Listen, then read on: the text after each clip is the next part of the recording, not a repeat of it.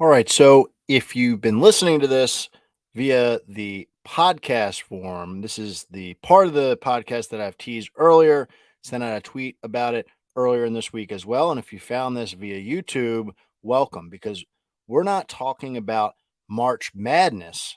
We're not talking about the basketball tournament.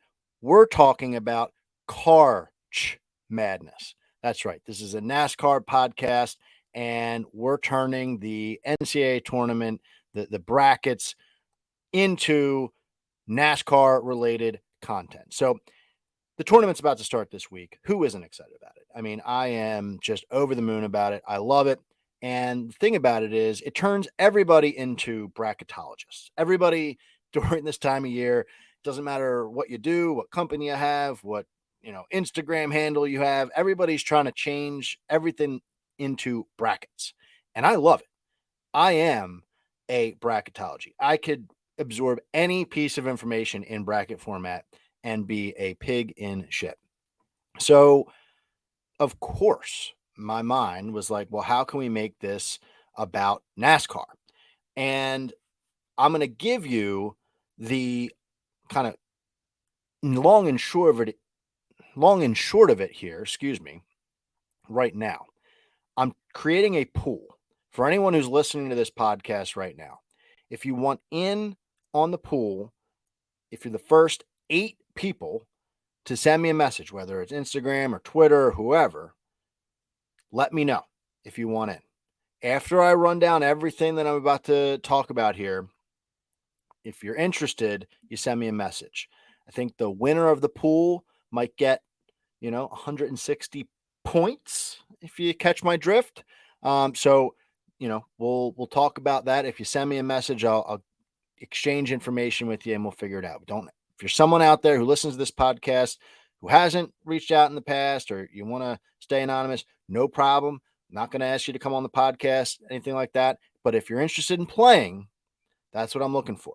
Just let me know if this sounds interesting to you.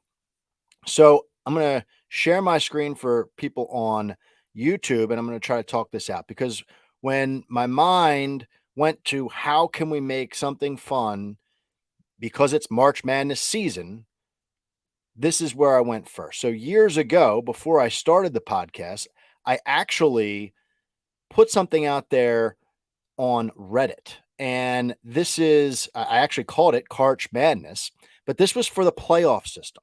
So whatever year this was, I don't even remember. I was thinking to myself, well, what if they took the second set of 16 guys and they did something fun for them?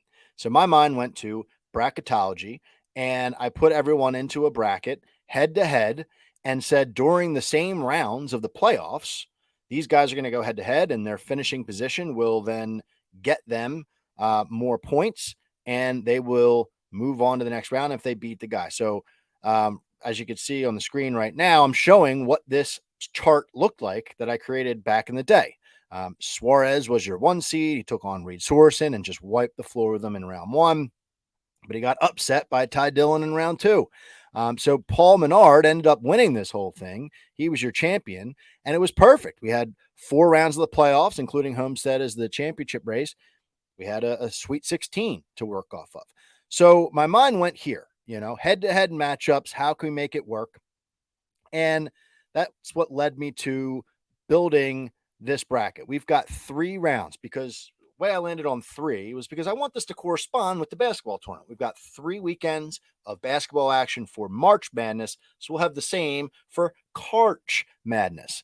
Now, it'll start with Atlanta, go to Circuit of Americas, and then end at Richmond. I think that is a perfect situation here because it's such a wonky part of the schedule. We've got this like intermediate super speedway track, then we're going to a road course, and then we're going to a short track.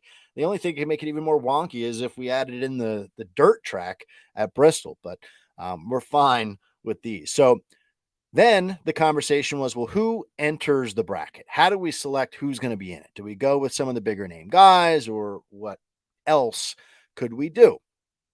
And I wanted to focus on stuff that I've actually talked about for a while. And it led me to something that I think is going to be very fun to see play out here, which was a topic of discussion last year among some people when we did the sportsbook roundtable. So the first point that I'm making is we want to see more matchups on sports books with some of the lower tier guys, the back marker guys. I'm not trying to insult some of these dudes, but like the guys who are not in it every week to win the race. So, how can we make that happen? We are going to include the last 8 drivers in the point standings that run full time. That is what's going to make our bracket for CARch Madness. So, we've got drivers competing for the championship in November. These guys are competing for a championship in the springtime. So might not be one that they want to be in, but hey, you win CARch Madness, that could send you off to a good momentum for the summertime. So you have a chance to win 2 titles. So that's going to make up the bracket. We're going to do the reveal here in just a second. But the other point that I want to call out, and what I think could be fun for people who want to be in the pool, is we talked about the concept of sports books including a spread with head-to-head matchups. How do we make it so that we can bet on some of these lower tier guys on a weekly basis against some of the bigger name guys? And the way to bring them into the game outside of just having them play each other the whole time is a spread. So most people are used to that term with every other sport: football, basketball, baseball, whatever. So, for example, if you're not familiar with it, in football, the Eagles could be minus 5.5 point favorites over the Panthers. Shout out Chris and Ian from Flag Hunting Pod. And that means that they need to win by more than 5.5 points in order for me to cash my bet. That can apply in NASCAR. That's how we're going to do this pool. So if you want in, we're going to show you, and I'm going to reveal the matchups, but also the first spreads of the tournament. So that means that if you have a driver, right, if you tell me that you're in and you want to be involved in the pool, we're going to pick names out of a hat in order to assign you to a driver. So if you get the worst dude in the tournament, if we weren't doing this spread situation, the only option you would have is the other guy wrecks out. This makes it so that everybody has a fighting chance for the most part. So I think this has potential to be pretty fun for anyone competing, and also fun for anyone who's not, because you kind of take some side action on, what we think these bets are going to be. I am not involved in this. I'm not going to be participating. I am the facilitator of it, and I'll be setting the lines along with, getting some input from some other people that I know and trust. So that's the game. I hope it sounds fun to you, and I hope you reach out to me to try to participate. Like I said, it could be, something at the end as far as maybe 160 points when we shake things out in the end of the day. But let's get to the actual bracket, because I'm sure your mind is going to, well, who's in the bottom 8 people of the point standings? And last Sunday was Selection Sunday for the basketball tournament. It was Selection Sunday for the CARch Madness tournament as well, because Phoenix set the field. And these guys didn't know it, but the tournament was set when they crossed the finish line at Phoenix. So we've got 8 drivers, 4 matchups. We're going to start right in the middle and give you the first taste of the spread. So we're going to zoom in here on YouTube, and we're going to reveal the first matchup. It's the 4-5 matchup, and it's Noah Gragson versus Todd Gilliland. Gilliland is the 4 seed, Gragson the 5 seed, but we're giving Gragson. He's actually the favorite, but it's not by much. These 2 guys, I did a lot of digging here to try to give this a spread, and this is by far the shortest or the smallest spread you're going to see in the tournament thus far, minus 1.5 spots for Gragson. So just to reiterate the concept here, if you've got Noah Gragson, you are going to need him to beat Gilliland by more than 1.5 positions on the racetrack in order to cash your ticket into the next round of the tournament. So I think this is a pretty interesting matchup. Both these guys have kind of struggled this season. Gilliland's even more of a wild card because he's been moving in and out of the 15 and the 38 car. Gragson, really trying to get his feet underneath him in his rookie season. So 1.5, I think that's a fair number. Now, that's not to say the numbers can't move, over time, but I think these are the numbers we're going to rock with for the first round. And then, we'll see how things go and how people enjoy it. So Gregson versus Gilliland. Gregson, the slight favorite here in the 4-5 matchup. Now we'll move to the 3-6 matchup.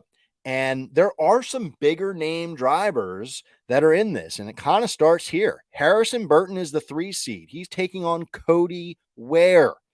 So in most cases, Cody Ware is not going to have a real chance against Harrison Burton. But Burton has not really been off to a great start this season, but he's still been better than Cody Ware.